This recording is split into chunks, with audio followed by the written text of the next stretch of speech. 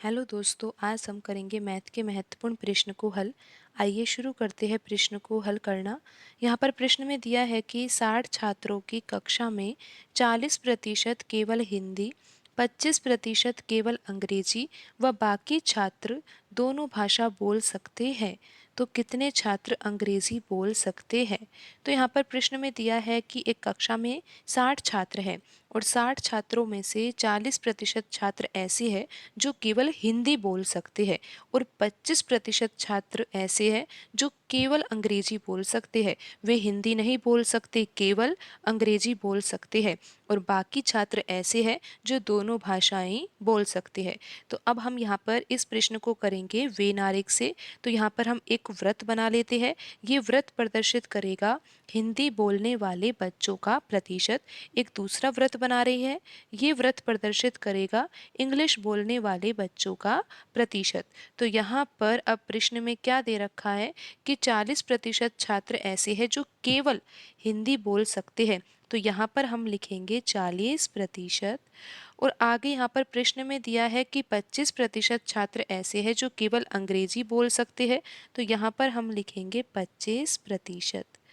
तो आगे प्रश्न में दिया हुआ है कि बाकी छात्र, बाकी कौन से छात्र? आपको पता है कि कुल छात्र कितने हैं? 100% है। तो बाकी छात्र दोनों भाषाएं बोल सकते हैं।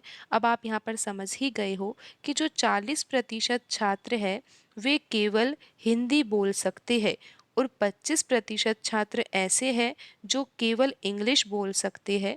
तो 40 और 25 कितना हो गया? 65% हो गया।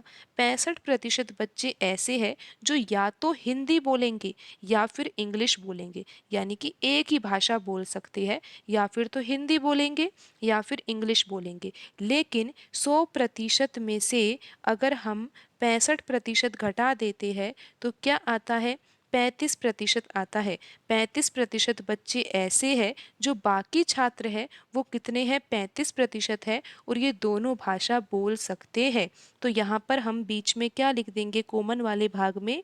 35%। तो आप इस तरह से समझ गए होंगे कि केवल हिंदी का अर्थ ये है कि वह केवल हिंदी ही बोल सकते हैं, इंग्लिश नहीं बोल सकते हैं। केवल अंग्रेजी का अर्थ ये है कि केवल अंग्रेजी ही बोल सकते हैं, हिंदी नहीं बोल सकते हैं। तो यहाँ पर 40 और 25 कितना हो गया? 65% हो गया। 65% बच्चे ऐसे हैं जो केवल एक भाषा बोलते हैं, या तो इंग्लिश या फिर हिंदी। लेकिन 100 में से जब हमने 65 घटाया तो ये बाकी छात्र आ गए और बाकी छात्र ऐसे हैं जो दोनों ही भाषा बोल सकते हैं।